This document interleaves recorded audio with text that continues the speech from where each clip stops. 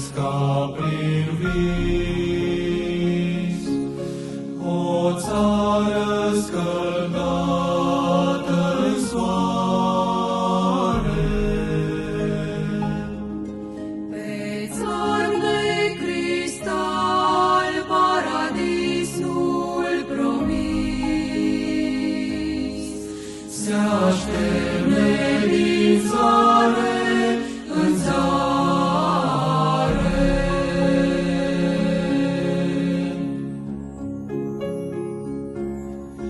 E noul Canaan, e un cântec de dor, ce-mi umple din zor inima.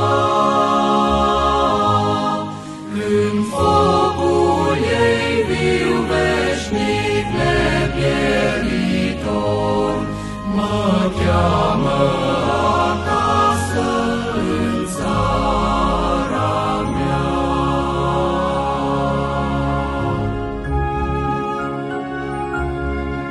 Mi-e dor de ale ei vezi grădini și câmpii,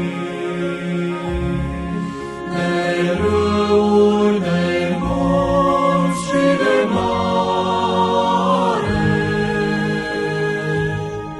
sub cerul ei clar să mă așez mi-aș dori. Să las orice cheamă să zboare. Spre noul Canaan e un cântec de dor, ce-mi umple din zor inima. Când focul ei viu veșnic nepieritor mă cheamă acasă în țara mea.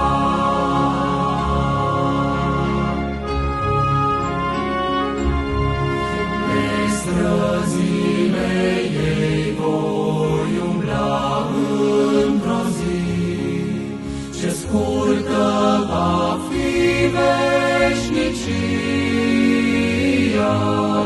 În patria sublimă eu voi locui, neștiind să-i cuprind măreția.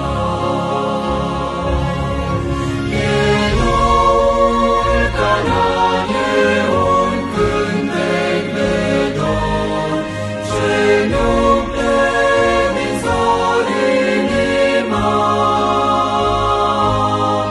Când focul ei viu veșnic nepieritor mă cheamă